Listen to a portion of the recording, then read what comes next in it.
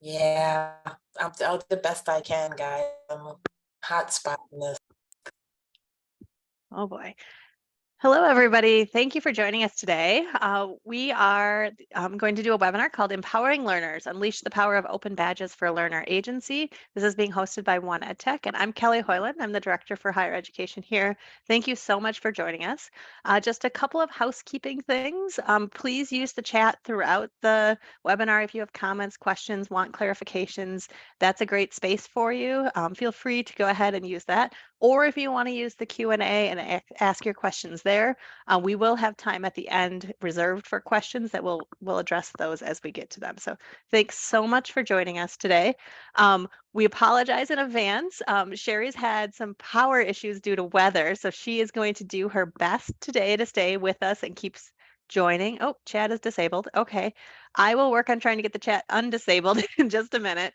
But for now, if you have questions, throw them in the Q&A.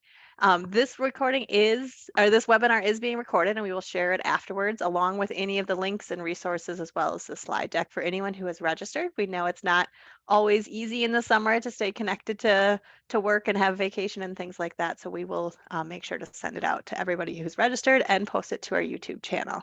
So thanks so much for joining us. I will do introductions now. So joining me today is Sherry Braxton Costanzo from Bowdoin College. She is the Senior Director for Digital Innovation. Then we have Dr. Megan Sovine, who is the Assistant Professor of Speech and Faculty Lead of their Digital Badge Community of Practice at Alamo Colleges. And Noah Geisel, who is the Microcredential Program Manager at the University of Colorado Boulder. And they'll do a little bit more introductions as they each speak. So before we go too far, I just wanted to give you a quick little background on One EdTech if you're not familiar with us. We did a rebrand a little while ago. We used to be known as IMS Global. We are now known as One EdTech. And what we are is really a member organization focused on solving some of the technology challenges of using multiple systems and getting systems that don't talk to each other very well in a way that removes those barriers, making seamless integration happen for you at your institutions and with your learners so that you can achieve the things you want for them, and especially in that digital credentials area so that they can earn their credentials in a way that they can have ownership of them and be able to transfer them. So the most recent or the most relevant area of work that we'll talk about today is our open badges standard. Just for clarification, if you're not familiar, this is a format for how you can express a digital badge. It is not a specific software, like you don't have to buy an open badge program. You buy a platform that uses the open badge standard. And what this does is it gives a consistent format for how that badge is structured so that it can move between systems, as well as have a whole rich set of data behind that very beautiful image of a badge that allows you to identify what was the criteria for it, who had to, was there an assessment? Is it aligned to anything? Is there evidence? All of that great, rich information that provides so much power to those digital badges is available by using that standard. It also provides the option for learners to be able to transfer that badge between systems, and as well as maintaining a verification option so that when a receiver of that badge can click on it, verify that that information is accurate and has actually been issued to that learner. So that's a little bit about open badges. That's all I'll share today. From here, I'm actually going to pass it to Megan to talk a little bit about how they're using badges at Alamo Colleges. Thank you. Next slide. So again, my name is Dr. Megan Sabine. I am an assistant professor at one of our 5 colleges. The Alamo Colleges district is comprised of 5 community colleges in the San Antonio area. As you can see, our sites for each college. Each one is an HSI, a Hispanic Serving Institute, and the one that I serve at is both an HSI and HBCU, historically Black college here in San Antonio. We also serve 16 early college high schools, as well as 8 regional and neighborhood centers. Next slide. So within our district, one of our offices is called Alamo Colleges Online. And what this department serves to do, their mission for us, for the colleges, is to empower our diverse communities for success by building and strengthening each college's capacity to deliver premier quality digital learning experiences for our students. So simply put, they provide support services for faculty and staff related to instructional technology. Next slide. All right, so my role at the Alamo Colleges District, as well as St. Philip's College, is twofold. One, to serve our students and giving badges, but also I serve as the lead faculty for our community of practice. Next slide. So what does badging look like at our institution? Well, there are two types of learning experiences that we offer. One is in a micro course. This is about 10 to 15 hours of completion, online, and it's on demand. So there's no start of enrollment, it's continuous. And then our second learning experience is within a college credit course. It's the same length as course, just depending on different requirements. Next slide. All right, so our why. Why do we offer micro-credentials and badging as one such micro-credential? We have a few whys, and I'll give you our grander macro scope as to it, and then I'll also talk about the faculty experience here in a moment. But essentially what we're trying to do is prepare our students for the in-demand skills that are necessary in the workplace. So not only getting them through their educational careers, but giving them additional educational opportunities, especially for our students who may not have seen them otherwise. As mentioned, our institutions having those demographics, being HSI, HBCU, we oftentimes get students that are disadvantaged. And so because of that, this is one such means to give them experiences to prepare them for the workforce. Next slide. All right, so as I mentioned, we have two different means of learning experiences. We offer two different types of professional development for faculty.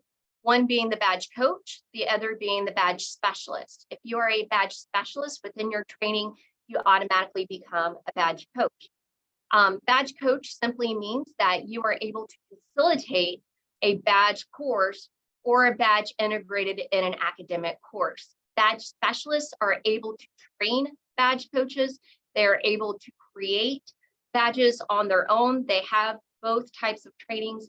Again, it is a training. So they are prepared individuals to be able to offer badges in either method. Next slide.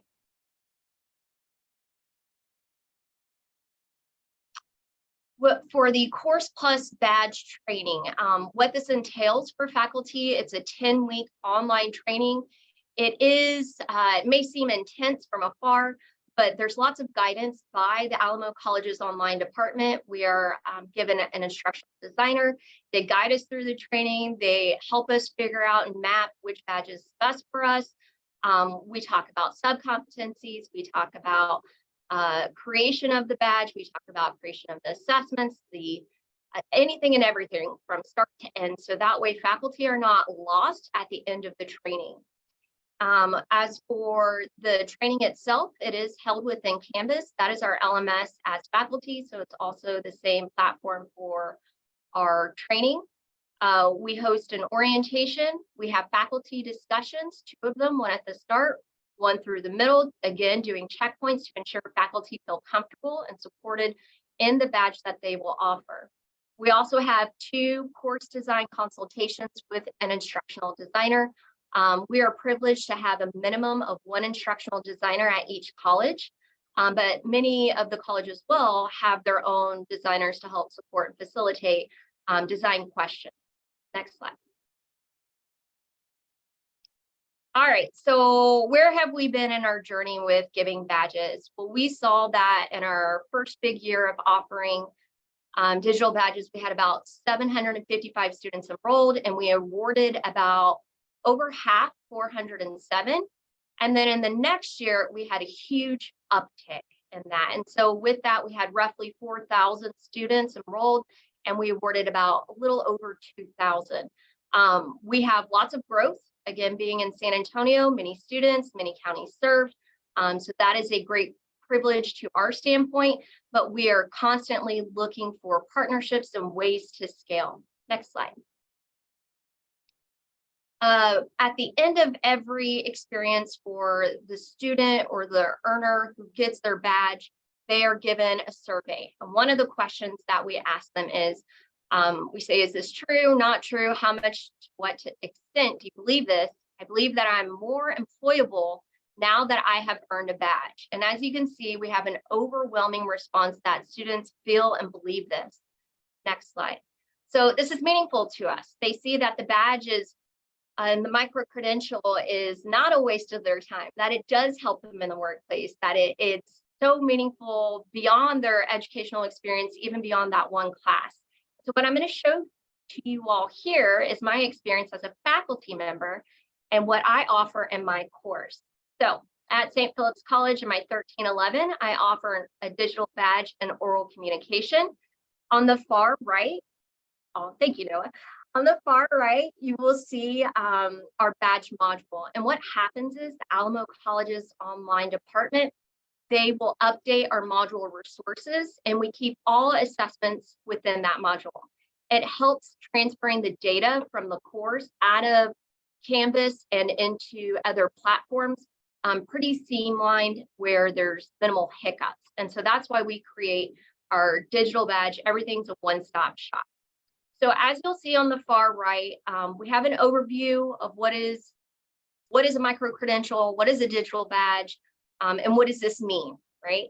The big question I always get is it a requirement? Students think it's something additional to their course that's outside of their grading. And as far as how we go at all the colleges, we all include the assessments within total grades. How much that grade, this digital badge, is awarded, that's up to us as faculty. So for students, I say you got to do the assessments anyway. So yes, and with that, there's a frequently asked questions. We also talk about how do you get your badge? What does it mean? How do you share it? That kind of stuff. The oral communication badge, because we do offer many, many badges here at the Alamo Colleges. This gives a description of what it is specifically, the skill that they're earning in my course. There are 4 assessments. We call these proving grounds. And what these are, they're assessments of the skill set. There are 4 sub-competencies, and each one, as you can see, for instance, sub-competency 1 is listen actively.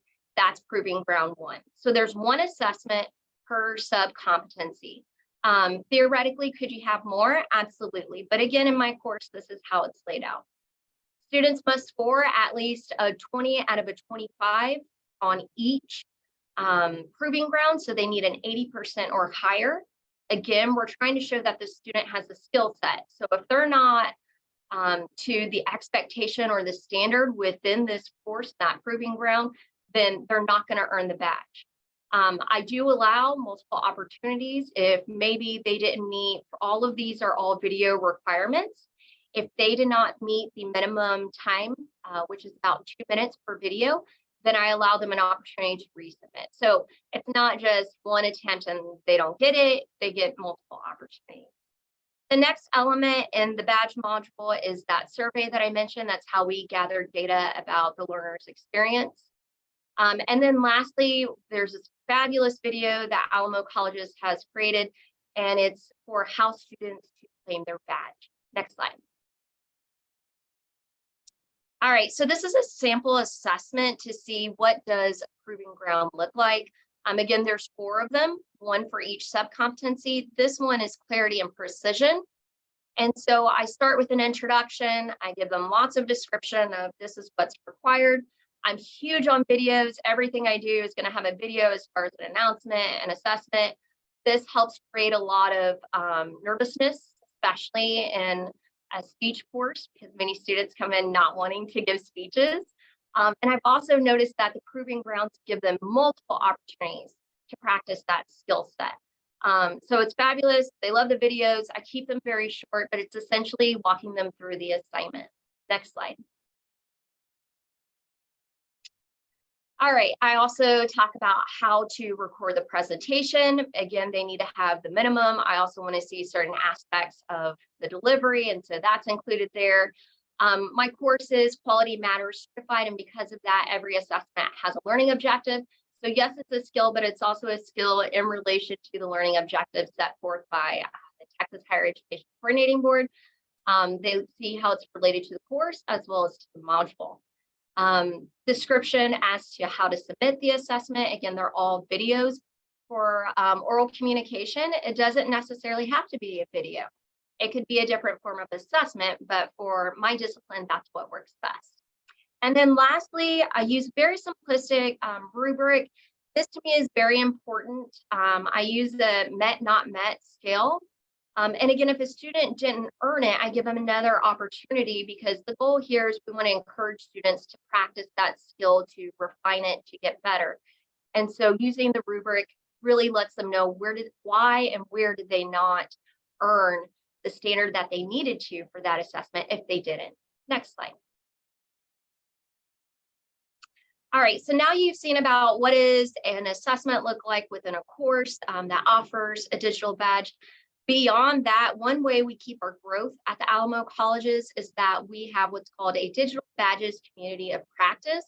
It's where all badge coaches, badge specialists, we come together and we talk about ways to improve, ways to scale, maybe obstacles our students may be having, or things we want to see that we need district support on. And so that's essentially what we do. We come together, we have lots of rich discussions, and we're essentially a think tank, is how I like to refer to us as. It's all faculty driven. So I, as the faculty lead, I come up with topics, I survey our faculty for topics that they want to see, I lead our discussions, I take back all that feedback and I deliver it to the Alamo colleges online. And then from there, the data that's given and the questions, comments, concerns, they use that to make their decisions and their movements within our badges, within our courses on the academic side. Next slide. So for me, as a faculty member, the why badge, why offer students, it means their micro-credential. From my own personal experience, it's helped increase student comfortability and confidence, their willingness to reach out and communicate with me, because again, I'm doing those videos, I'm giving them multiple opportunities to practice and refine the skill. Their motivation is increased, as well as their persistence. They feel good about their proving grounds. They also then feel good about other speech assignments, other videos that they're doing in those online courses. And then most importantly, again, is that proficiency in this skill. So I also see for my students, and especially this semester over the summer, that they're using their credentials or their badge. They list them on resumes, they put them on social media, and most importantly for them, helping them get in the workplace. And even those who are in the workplace, to show their employers that, look, I'm working on my skills and this is what I've earned and this is what I can do. Now I've even seen some fun competition, because we are pretty advanced in the types of badges that we offer, where students are wanting to see how many can they collect, which ones did they collect. And so it's just kind of fun to hear that fun competition. Next slide. So some resources I want to end and leave you with are called our Alamo Colleges Insight Briefs. And what these are, it talks about different topics as to how we're using micro-credentials at the Alamo colleges. One such example is the micro pathways. So this website here at the bottom, again, I encourage you to read them, to look at them. If you have any questions, Dr. Luke Dowden or Amber O'Casey, their contact information is on our website. They are the head and leads of the Alamo colleges online, as well as Microcredentials. Fun and fabulous team. They are always willing to collaborate and to support and provide resources. So I thank you. This is what we're doing at Alamo. Now I turn it over to the next slide. I believe it is Noah to discuss the University of Colorado Boulder. Thanks so much, Megan. And Kelly and I both dropped in the chat links to those awesome briefs. And Megan, there's some questions waiting for you as well, including some from Kevin Bentley. And if anybody hasn't followed him in his work, we'll drop a link to their recent white paper as well in the chat. But my name is Noah Geisel. I'm the Microcredentials Program Manager at University of Colorado Boulder. Also just a general kind of microcredential digital badge community organizer and champion of everybody else's work as well, and co-organized the annual Badge Summit Conference, which was 2 weeks ago in Boulder, and we have the online version coming up next Monday. Before I jump into a couple examples on this topic, I just thought it would be helpful for some framing to just share a couple just kind of points of definition. So at CU Boulder, we've decided that the two words of micro-credential and digital badge are not synonymous. They are two different things. A micro-credential for us is a programmatic term. People propose a micro-credential, it gets approved, it becomes available for the learning community. Learners, declare for or enroll or apply to the micro-credential program. They successfully complete it, meet the earning criteria, and then we issue digital badges. So the digital badge is the artifact that communicates the learning accomplishment that is a part of a micro-credential program. And something, I'm, by the way, housed in the office of the registrar. I report to the university registrar, and something that she said that I really think is a good analogy is, as diplomas are to degrees, digital badges are to micro-credentials. And I think that can be really helpful. And the other thing that, before I share some of these examples, is, we really start from a place of deciding on some frameworks of just what is a micro-credential at CU Boulder. And for us, the three-legged stool that we stand on is that they need to be consistent for just what we're looking for in a micro-credential. They need to be meaningful, and they need to be worthy of the CU Boulder brand.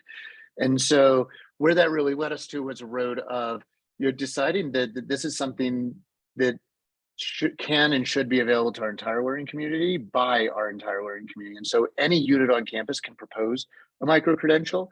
It can be for credit, non-credit, a combination of the two. And clearly a non-academic unit cannot offer credit. They would have to partner with a academic unit in order to do so. And excuse me, we also, as far as size goes, said, this needs to be smaller than a certificate program. So depending on the school or college, 9 to 12 credit hours. We're not trying to compete with certificates. If anything, micro-credentials potentially offer the opportunity to offer subspecializations within a certificate. And then on the other side of the scale is, we decided that on 4 credit offerings, it needs to be larger than a single course. That a course is already on the transcript, which is in effect credentialing it. And so we say it needs to be larger than a course, but that does not necessarily mean it needs to be 2 or more courses. It could be 1 course combined with something co-curricular, extracurricular, a case competition, an internship, a third-party certification. So just wanted to share those things. And then when we talk about purpose and rooted in purpose and transparency, really, on that meaningful front, that we're kind of hard and fast that a micro-credential should be really transparent in having the measurable earning criteria that is being assessed. And so with that, Kelly, if you wouldn't mind going to the next slide, we're sharing just a handful of examples. The first one is one for employees, and this one is actually for student workers. And it launched out of our office, which was kind of coincidentally. And if you go to the next slide, you'll see that this is also our first example of a stackable micro-credential. It's for workplace skills for student employees. And the idea was, hey, we have these student workers, many of whom are spending more time working in our office in a semester than they do in any given course. And there's nothing that shows up in official university recognition for that other than a paycheck. Next slide. When I say that it is a stackable micro-credential, one of the neat things is we decided to actually have 3 discrete badges within the micro-credential. And one of the neat things is you can actually link to those as earning criteria. So you see those on the bottom there. And if you go to the next slide, you can see what those actually are, where, these skills that we start out with are for onboarding and training, communication, and leadership. And each of those, if you click on them, would lead to criteria statements that are aligned with NACE career readiness standards, that really speak to, what they're doing. So it's not just, you showed up and, we're nice and people liked you as an employee, but, actually that, making sure that our credentials are credentialing. Next slide. Next one is a co-curricular example. Like I said, any unit on campus can propose. We've had several organizations say, our students are doing great work. And, right now, if they're going to communicate that to, graduate school admissions, to employers, it's really on a cover letter or resume and take their word for it. And so they're taking advantage of the opportunity to actually credential that. And so the example on the next slide is of our climate justice leadership ally. And so you can read there, what goes into it. So we try and be really, encourage people to not just think of the description on the badge the same as they would as the description for what's going to go in the catalog. In some cases, we have users who are actually doing 2 different descriptions, because it's for 2 different audiences. And if you go to the next slide, I'm pretty sure it shows, So we get really specific. If a hiring manager does click on this, they're going to apply for an internship in the climate justice space. Okay, they have this credential. What does that mean? Well, here's the criteria, and here's assertions. We're actually going to point externally to all of these other standards, right? And not just to the entire SDGs, but we're going to say the UN Sustainable Development Goals.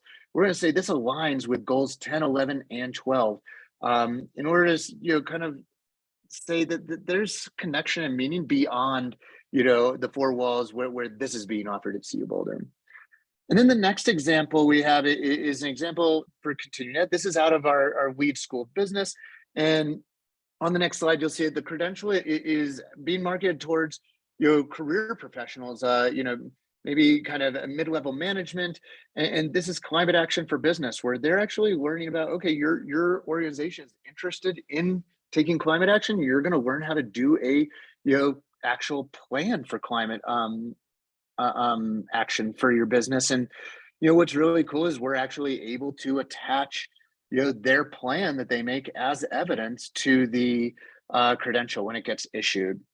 And the final slide is just showing beyond that, we have credentials being proposed there for faculty, for staff members. We have a really passionate stakeholder who works HR with our frontline workers, our bus drivers, our cashiers, our landscapers, saying, there's amazing learning achievement happening.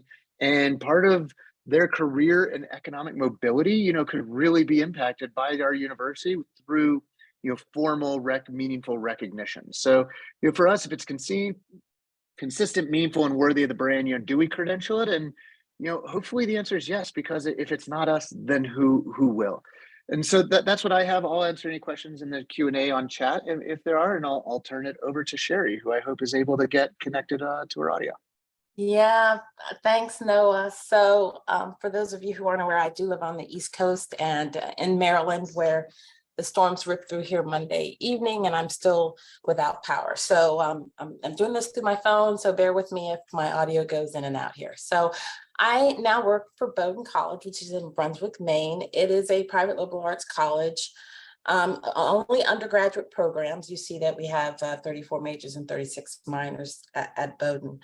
And next slide, please. And so as I joined Bowdoin a little over 3 years ago, I had to decide how we were going to approach capturing some of the competencies students are learning in their co-curricular endeavors, and also in their internships. Bowdoin does a lot of internships with students, international internships. So there's lots of learning happening inside and outside of the classroom. And within the classroom, there are obviously competencies, like Noah mentioned, that are NACE specific, and that Megan referred to, some oral communication skills, leadership, collaboration.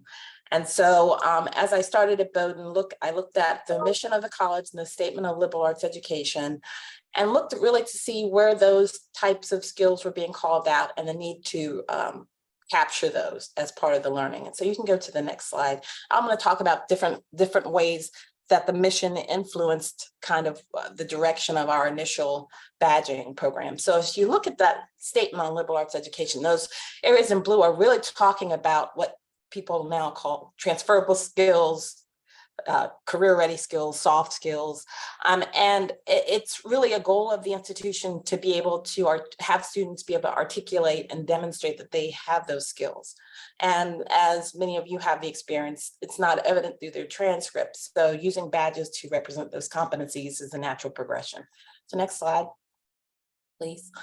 And part of the previous accreditation really wanted to ensure that direct assessments were helping to track the achievement of the institutional learning goals, which of course to the right you see there is your backwards design that instructional designers use to ensure that there is a traceability from mission to institutional goals through program learning goals and direct assessments. And the strength of using digital badges is that, as you've seen from some of Noah's and Megan's examples, you can see exactly what students had to do, how they were assessed in order to demonstrate that they had those goals. So digital badging within these different contexts offers that same transparency that you would hope that you would find as you're looking at an institution's accreditation.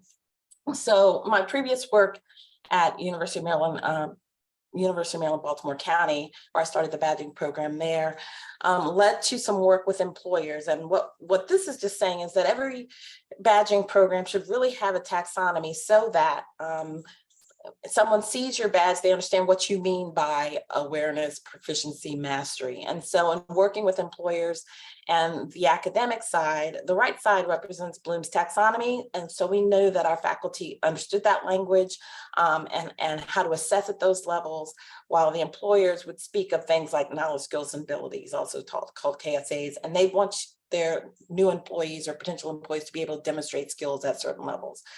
So pulling those together to cognitive frameworks, I developed this taxonomy and left that lower level. I added that because we recognize that there are things that you can get digital badges for where you have not been assessed for a level of competency. So as the work that I've started at Bowdoin with that in mind, we've started in different areas. And as Noah mentioned, there's value for faculty, there's value for students, there's value for staff. And so what you see here is just a range of those different badges. I'm going to talk about some of them as we go and how they fit into those different categories. So the idea here is to be strategic so that everyone on campus gets some exposure and awareness to what badges are and the value as we try to integrate them more into different programs. Next slide. So Bowdoin last year provided all students with iPads and MacBook Pros. And we quickly recognized that both faculty and students needed some support to ensure that they could use those platforms effectively in their classrooms.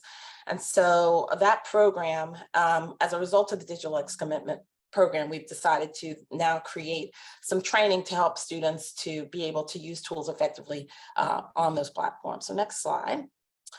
That program has two focuses. So for faculty, we created something called the DEX Institute, where faculty could talk about how they were able to integrate the technology into their pedagogy for more effective teaching and learning. And so we developed this institute where faculty could come together and share their effective practices in that vein. So if you go to the next slide, what we also did as a result of that, and this just talks about the different topics that faculty may have brought to the Institute for their presentations. So next slide. There are two types of activities: exploratory sessions and then immersive workshops, which we did offer faculty stipends to help to develop and to present. So as a result of those, we developed badges to capture the engagement of faculty, either as participants or presenters in those two types of sessions. And this was a way that we felt we could not only expose faculty to the value of a badge, but also get faculty to get involved in the process of helping to make sure that the digital excellence commitment was scaling in a way that teaching and learning was using the tools effectively. So next slide. The second part of our digital excellence commitment is focused on students. And because we knew that students did have some technical skills gaps, we used the Bryn Mawr framework of digital fluency and created a digital agility program, which has 5 competency areas. And underneath those competency areas that you see here, they have sub-competencies. Each sub-competency has an assessment associated with it. And as students complete those sub-competencies, they can earn under each of those individual badges. And once they earn all 5 badges, as Noah showed, the ability to stack badges, they stack into what we are calling the digital agility badge. So next slide. And that's just a large representation of those. You can go to the next slide. So how did we do this? We used our Canvas platform to create a course. And within that course, we've developed these modules and have linked the assessments to the awarding of those badges. And on the right side, you see that implementation using Canvas credentials for each of those individual badges that then stack to the digital agility badge. Next slide. So within our digital agility program, there are 3 tracks per competency.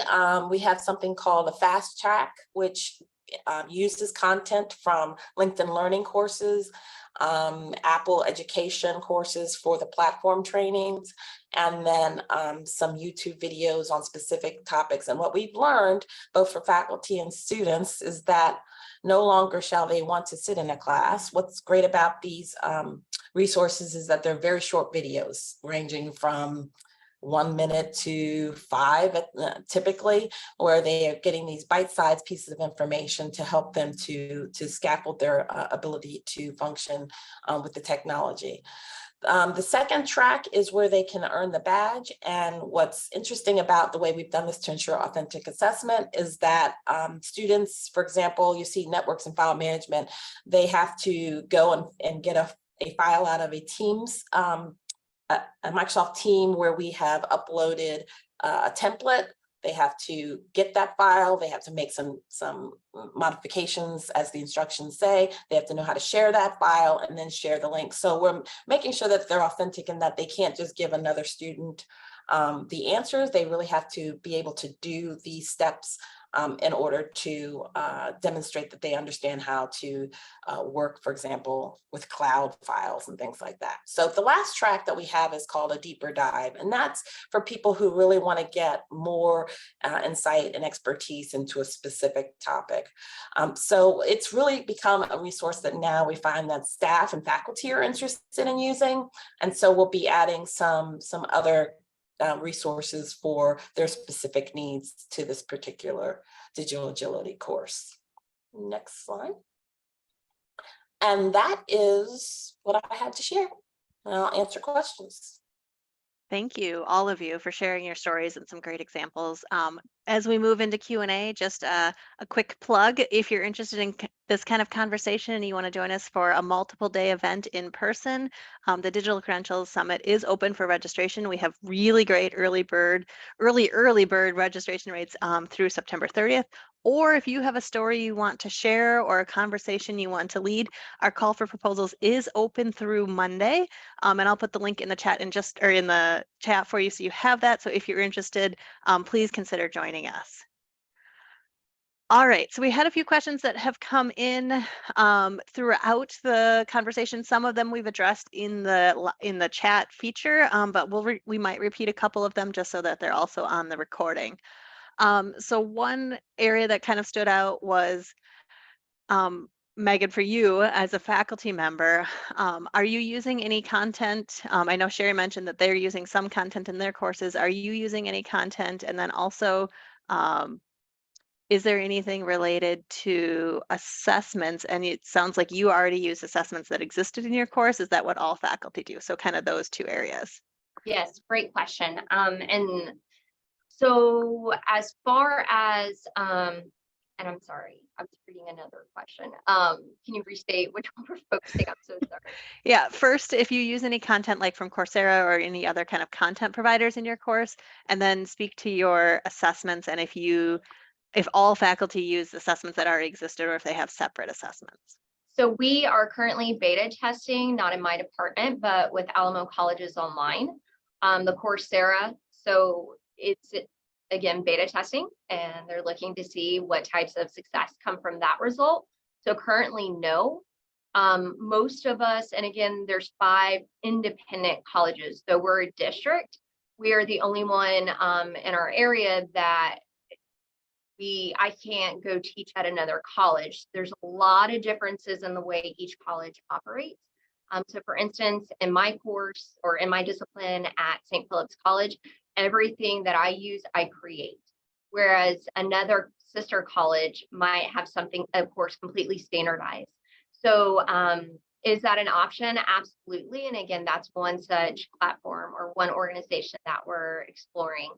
As far as assessments, that's up to us. So when we go through the training, something that's told to us is don't reinvent the wheel, right? If you see, for instance, there were at the time 6 badges that we could choose from, and this was early on. Now we've expanded. We have many, many, many more badges that we offer. And if there's one that I want to offer that's not on our menu, so to say, I can do a proposal, a call, we'll review, and we can go through that process. But as far as the assessments, we had the option to either use ones that we already had in place, right?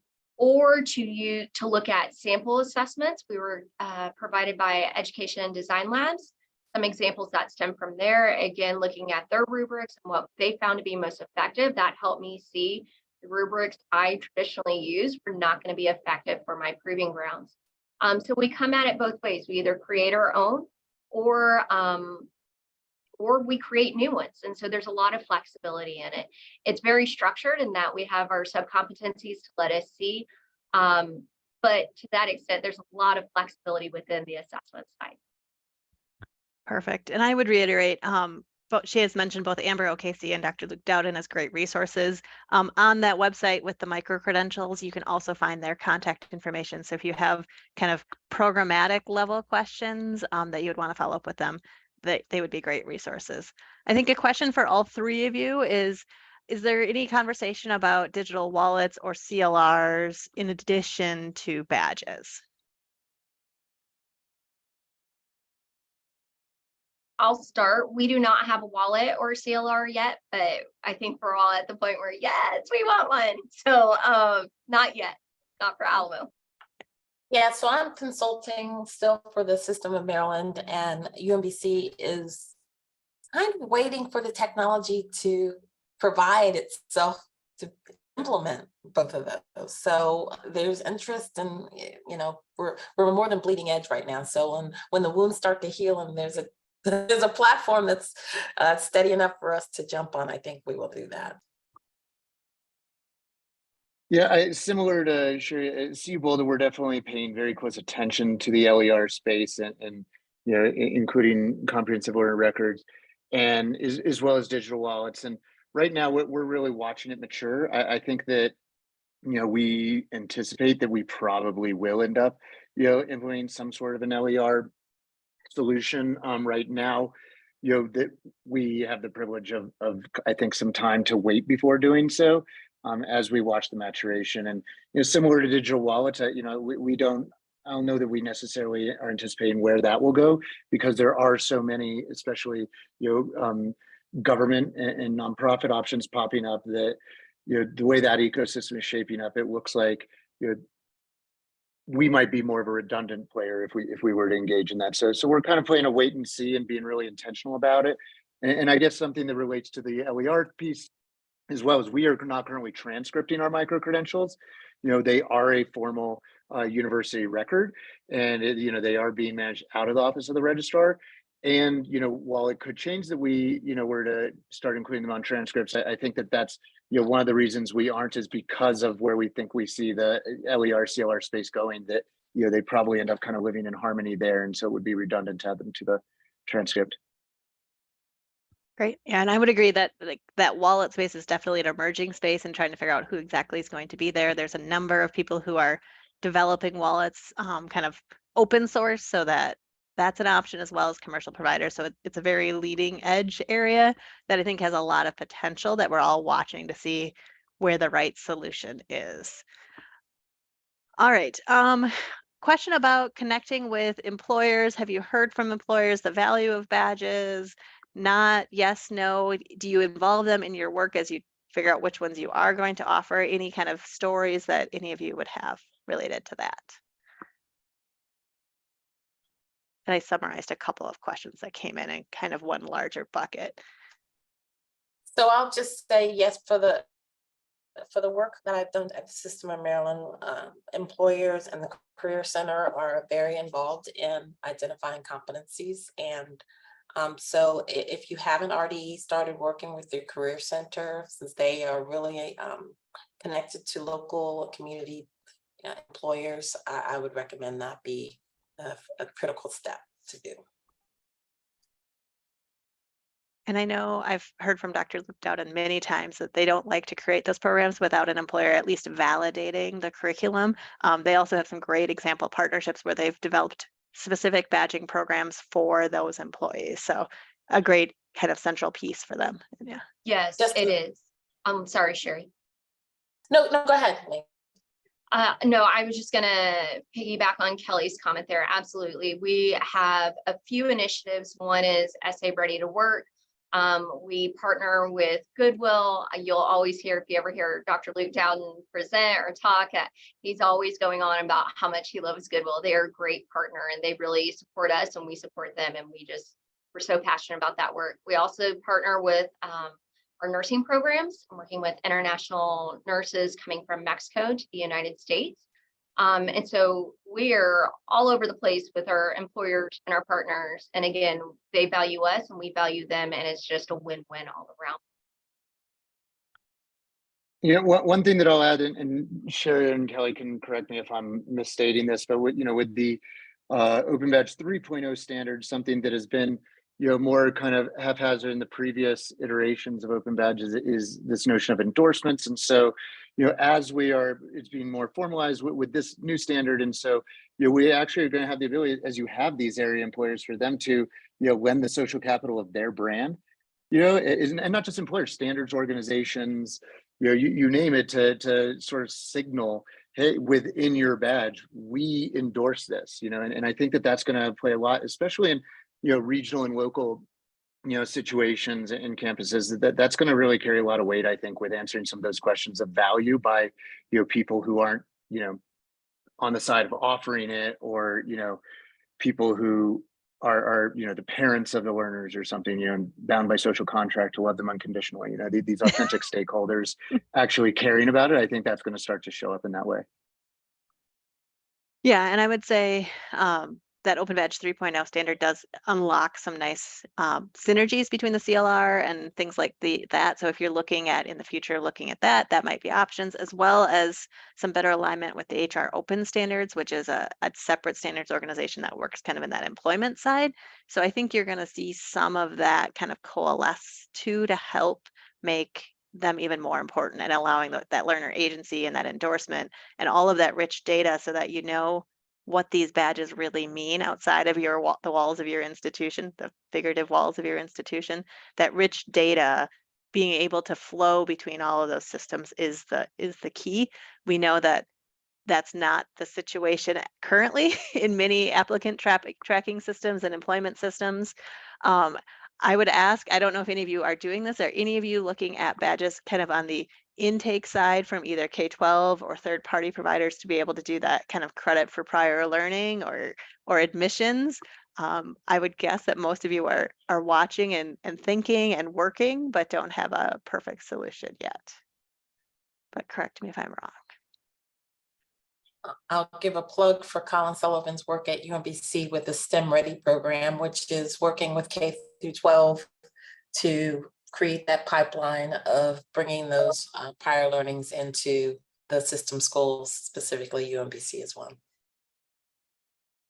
Yeah, that's a great shout out. Nargis at University of Michigan is another one that also has a similar program that's I highly recommend checking out. Megan mentioned some of the work at Alamo with the Goodwill stuff, which is not necessarily from the K-12 side, but a really interesting thing of serving the 70% of learners who are not quote unquote traditional learners in our country. And I also want to add in that including in your campus stakeholder group and leadership group, most of us are going to have colleagues in career services. And to not have them at the table is probably a huge miss. We're including them now in our actual proposal process. They're not a actual sign off on approving, but they are an FYI step to where they do see proposals and can offer feedback on the language and the description, for example, to offer stakeholders some advice on, hey, here's a different way of saying the same thing that might more appeal to an employer side audience. That's a great point. No, I know there's some institutions who require like an employer endorsement of it as part of their approval process. So I think even just that FYI to career services is a good step. And Noah hasn't said this, or maybe he said it earlier, but make sure the registrars are a part of that conversation as well. They are very good at record keeping, and they have very good reasons for why they do things that will help you in the long run. So I know Noah's boss, Christy, just wrote a nice acro piece about registrars and why they need to be a part of these innovative programs. So a little shout out there. A quick question, or another question kind of thinking about this, is how are you looking at measuring success in the long term? It's easy to see badges and claim rates, but have you started to develop any processes to look at what impact these badges and micro-credentials have on learners' kind of success short-term and long-term, whether it's retention and graduation rates or coming into a program? What are your success measurement plans look like? Noah, do you want to start? I can, yeah, I think that, we're still in process of that, to be honest. We have some stuff that's not yet been released that's out for review and hopeful approval, and some policy around, especially, a program evaluation side of things. I would also encourage people to check out Dr. Richard West and his colleagues at BYU are doing some really interesting research on, so specific. I think Kelvin maybe asked the question about survey questions, where they're asking, they have pre and post survey data on things like home and family life satisfaction. There's some really interesting, kind of stuff. And there's also a whole non-degree credential research network out of, I believe, George Washington University. And Dr. Kyle Alpert that is, looking at, how do we, figure out, do good research, and what are some of these good questions to be asking. So it definitely encourage people to lean on the actual experts and researchers who are leading in this space. And I'll just say also another shout out to the career centers, the work at UMBC. They, they're able to keep track of students who have earned some of the badges as part of their internship work, and to track either they're staying with those companies or going to others, and really finding out if there's impact, or if they're, how are those learners demonstrating those skills that those badges said that they were able to demonstrate. So having really strong relationships there is important. I just want to give one more shout out for a piece of our communities that we might not be thinking of, and that's the alumni community. Just as an anecdote, an alumni came to one of the Bowdoin programs, social justice, and asked, do you have students who have these specific skills? And it just so happens that we do have a social justice institute, which we just recently started credentialing.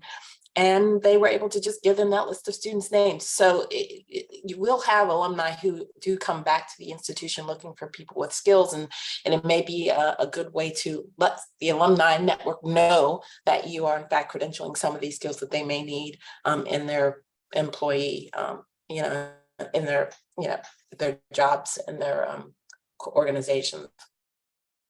And one quick piggyback on that, especially because somebody asked about a data question, it's actually the first stakeholder at U Boulder who asked me about CRM implications was from the Alumni Association. So, there's just so many implications on where we can go, I think, with the data, on the CRM side, not just for, prospective new students, but continue to engage our learners as lifelong learners, right? For the next, not just 4 years or 2 years, but 50. Yeah, I've heard of a 4-year institution that in their MBA program, they have kind of specializations that they've badged. And even for those who have completed their MBA program, they're able to come back and add on those kind of additional specializations. Maybe their job has changed, their role has changed, but then it becomes this kind of unique opportunity to bring your current students and your alumni together too. So kind of a unique way to look at that with your lifelong learning and opportunity.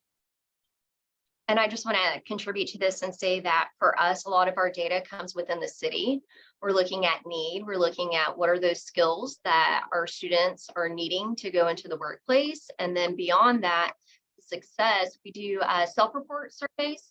And so again, on that slide that we looked at, discussing, do you feel employable now earning your badge, right? Was it of value? And even though that survey is given right after they earn their badge, still the conversations continue. And again, it's become this phenomenon for us that students see lots of value in it. And it's it's a strong suit for them to be successful. So as far as assessment goes, I think what Sherry and Noah both said, we're still continuing to look at many ways and many perspectives and lenses to assess that. But we do rely heavily on the city, on our demographics, on our students. And then once they're with us, those server learner surveys. And then after that, we're looking at, how well do they do in the class, in addition to the badge that they earn, okay? And then beyond that, their programs. And so the success, and is this essentially maybe a predictive variable? And so again, looking at the data from different lenses is very key. Yeah, and a stakeholder that we haven't mentioned is your institutional research and our effectiveness group. ask them, talk with them. They're the experts in figuring out how to measure success. They might have opportunities or data points that you're not thinking of. So. Absolutely. All right, with that, I think we've addressed most of the questions in this area. So thank you so much for joining us. These are great panelists. They have great institutional stories. Thank you so much for taking the time to join us today. Like I said, I will make the recording available to all of you, as well as all the resources that have been shared in the chat and Q&A. I'll include those in the follow-up email for you. So thank you very much. Hopefully we'll see you at the Digital Credentials Summit. Otherwise, look for another public webinar option for you kind of in that late November, early December timeframe. We're working out some details and we'll share that information with you as well. So if traveling isn't an option for you right now. So thank you, everyone. Thanks so much.